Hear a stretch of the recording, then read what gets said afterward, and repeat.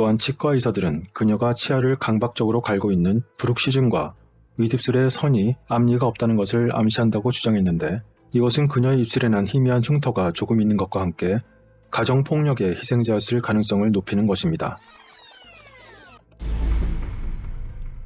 모나리자의 10가지 미스테리. 세계에서 가장 유명한 그림을 뽑으라면 아마도 모나리자가 빠지는 일은 매우 드물 것입니다. 이 그림은 매년 루브르 박물관에 약 600만 명이 넘는 팬들을 끌어들이고 있는데, 과연 그녀만의 독특한 매력의 힘은 무엇일까요?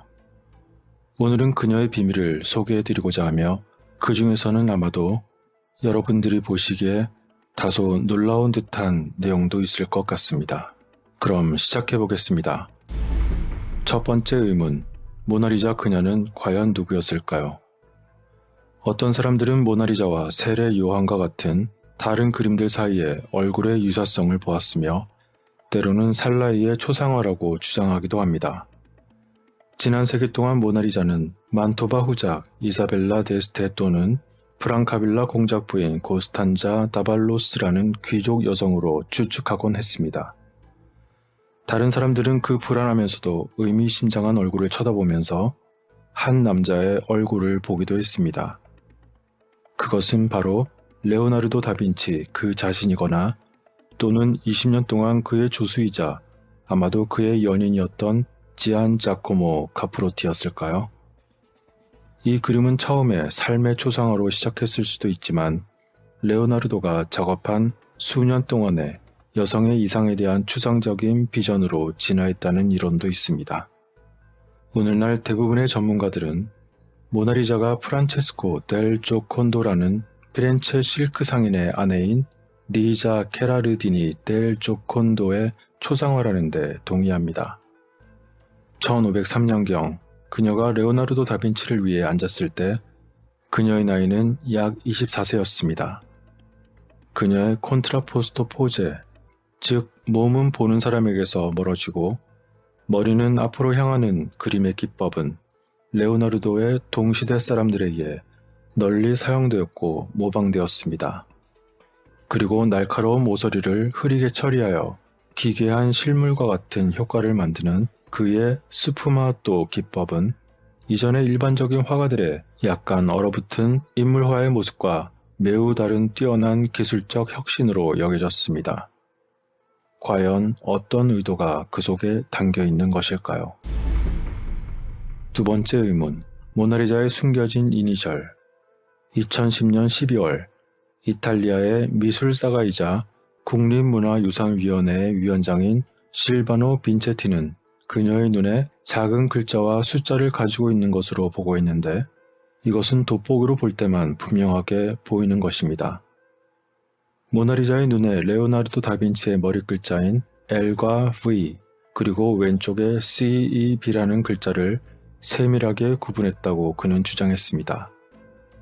그러나 루브르 박물관은 실제 그림에 접근할 수 없었다고 지적하면서, 그들은 과거 2004년과 2009년에 이미 가능한 모든 실험실 테스트를 하였으며 그 당시 비문, 문자 또는 숫자가 발견되지 않았다고 말했습니다.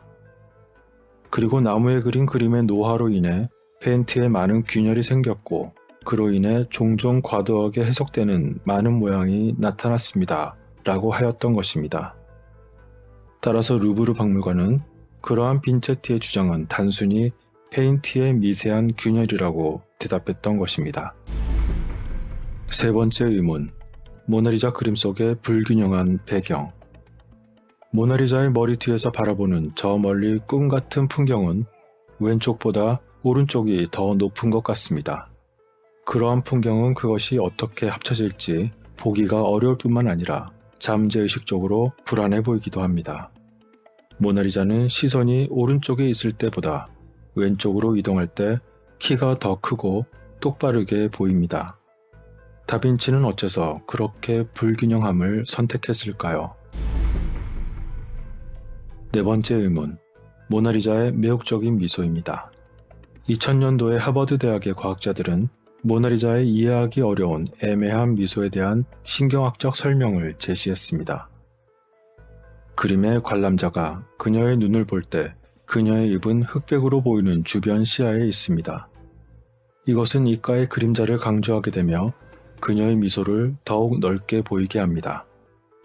그러나 그녀의 눈을 보지 않고 만일 입을 똑바로 본다면 그녀의 미소가 줄어듭니다. 그러한 그녀의 미소의 가변성은 그림을 보는 사람이 시선을 돌릴 때 그녀의 미소가 변한다는 사실이 그녀를 살아있는 듯 신비롭게 보이게 하는 것일까요?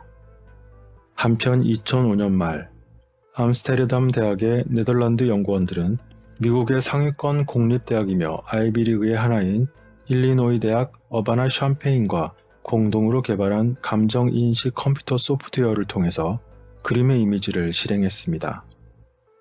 그때 기술 시연에서는 모나리자의 미소가 약 83%의 행복, 그리고 9%의 혐오, 그리고 6%의 두려움, 2%의 분노, 1% 미만의 중립적인 모습과 함께 놀람에 대한 것은 0%라는 것을 발견했습니다. 과연 이것은 의도된 다빈치의 천재적인 붓터치였을까요? 다섯 번째 의문, 미지의 다리. 모나리자의 배경 풍경은 매우 비현실적으로 보이지만 다리는 레오나르도가 알고 있었던 것일 수도 있습니다. 그것은 사람들이 일반적으로 투스카니의 폰테 브리아노의 다리라고 하지만 2011년 한 연구원은 1472년 홍수로 유실된 트레비아 강의 보비오 다리를 묘사했다고 주장했습니다. 그러나 카토그래피카 저널에 게재된 기사는 이 풍경이 레오나르도의 지형도인 발디치아나에 해당하는 두 부분으로 구성되어 있다고 주장하기도 했습니다. 어찌되었건 그림 속 다리는 자연스러운 듯하지만 의도적으로 배치한 것임에는 틀림없을 것이며 과연 어떤 의도가 그 속에 담겨 있는 것일까요? 여섯 번째 의문, 그림에 대한 다빈치의 집착입니다. 레오나르도 다빈치는 무려 4년 동안 모나리자의 그림 작업을 했으며 아마도 그 외에도 간격을 두고 작업했던 것으로 알려지고 있습니다. 그는 여행할 때도 항상 그것을 가지고 다녔고 그의 인생이 끝날 무렵 프랑스로 이사했을 때도 모나리자의 그림은 그와 함께 갔습니다. 그 후 그것은 그의 마지막 후원자인 프랑스와 일사에게 팔렸고 거의 200년 동안 왕실 소장품에서 보이지 않게 되었습니다. 그러던 중 1799년에 나폴레옹은 이 그림을 발견하고 그의 침실을 위해 그것을 가져오게 했습니다.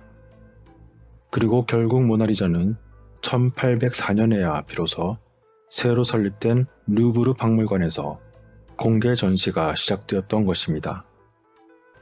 그 당시에는 특별히 흥미롭게 보이지는 않았지만 19세기 중반에 이르러 레오나르도의 예술가로서의 위상은 서서히 상승했습니다. 그는 르네상스 시대의 두 거장인 미켈란젤로와 라파엘로와 동등하게 여겨지게 되었습니다. 화가로서의 레오나르도에 대한 이러한 새로운 관심은 그의 몇 안 되는 알려진 작품의 주의를 끌게 된 계기가 되었던 것입니다.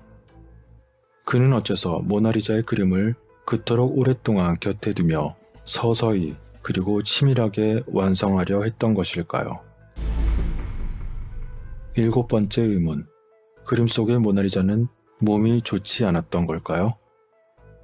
모나리자는 종종 의료 전문가들에게 면밀히 조사되곤 했습니다. 2010년 1월에 팔레르모 대학 병리해부학과의 비토 프랑코 교수는 신문의 기사와 플로렌스의 한 의학학회에서 그림 속 모나리자의 피하 속에 콜레스테롤이 풍부한 물질이 소량 축적된 산텔라즈마의 뚜렷한 징후를 보인다는 연구를 발표했습니다. 그것은 아마도 유전성 대사장애인 고지혈증 때문에 담도에 문제가 생겼을 거라는 겁니다. 프랑코 박사는 또한 그녀의 오른쪽 눈 뒤에 지방종이 있다고 얘기했는데 그녀의 눈 주위의 붓기를 관찰하고 그녀의 일상의 식사 습관에 대한 과다한 콜레스테롤이 있었다고 진단했습니다. 또한 그녀의 다른 질환으로는 안면마비, 청각장애, 심지어 매독 등이 있었다고 하는 것입니다. 또한 치과 의사들은 그녀가 치아를 강박적으로 갈고 있는 브룩시즘과 윗입술에 선이 앞니가 없다는 것을 암시한다고 주장했는데 이것은 그녀의 입술에 난 희미한 흉터가 조금 있는 것과 함께 가정폭력의 희생자였을 가능성을 높이는 것입니다. 그림 속 모나리자는 정말 많은 사람들의 분석 대상이 된 것에 대해 어떻게 생각할지 궁금해지는 부분입니다. 8번째 의문, 적외선으로 감지한 그림 속에 감춰진 그림. 2004년 캐나다 국립연구위원회의 전문가들이 3차원 적외선 스캔을 수행했습니다. 그림의 칠이 오래되다 보니 그 세부 사항을 식별하기 어려웠기 때문입니다.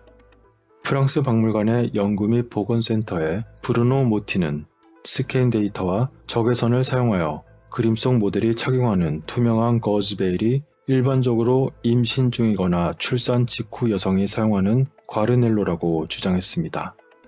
그녀의 만족스러운 표정은 그녀가 임신했다는 것을 암시하는 것일까요? 게다가 16세기에 어깨에 느슨하게 내려오는 머리는 미혼의 젊은 여성이거나 몸을 파는 여성의 관례적인 모습이었다고 합니다.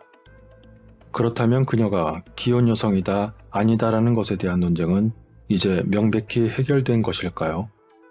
하지만 적외선 카메라를 통해 나타난 모나리자의 원래 모습은 보닛을 착용하고 의자를 움켜쥐고 있음이 입증된 중요한 과학적 관찰을 거쳤습니다. 이것은 다빈치가 나중에 다시 생각하여 그 그림 위에 다시 그림을 변경했던 것일까요? 9번째 의문, 그것은 바로 눈썹과 속눈썹입니다. 이 그림의 오랜 미스터리 중 하나는 모나리자가 매우 희미한 눈썹을 특징으로 하고 어째서 속눈썹이 없는지에 대한 것입니다. 2007년 10월 프랑스 엔지니어이자 발명가인 파스칼 코트는 고화질 카메라로 레오나르도 다빈치가 원래 눈썹과 속눈썹을 그렸다는 것을 발견했다고 말했습니다.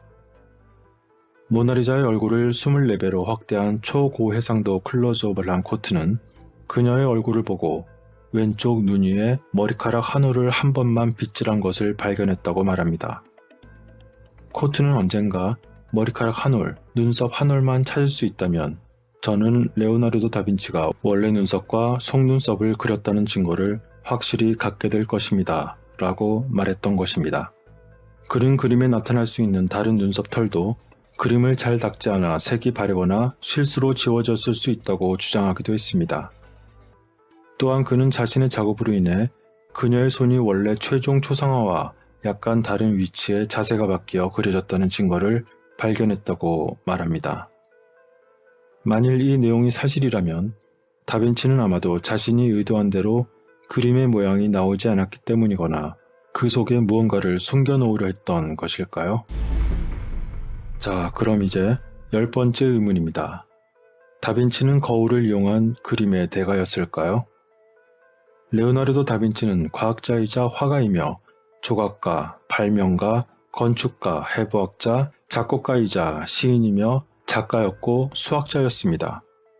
그는 그의 고전적인 주제의 그림을 한눈에 놀라운 방식으로 재해석하고 보는 사람이었다고 생각합니다.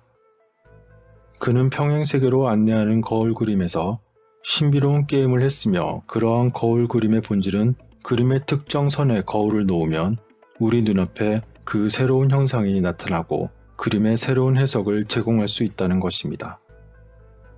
이러한 거울을 이용한 속임수는 15세기에 유행했으며 이 기간 동안 많은 다른 르네상스 예술가들이 이러한 기법을 사용했던 것으로 알고 있습니다. 다빈치의 그림에서 보는 것이 단순한 우연이 아니라 의도적인 것일 수도 있습니다. 그는 마치 다른 사람들이 알지 못하는 비밀을 알고 있는 것처럼 그의 그림에 신비, 놀이, 메시지를 몰래 넣을 수 있었을 것입니다. 하지만 그것이 어느 쪽이든 그림에 대한 미러링된 것을 우리는 살펴볼 가치가 있을 것입니다. 한번 보시죠.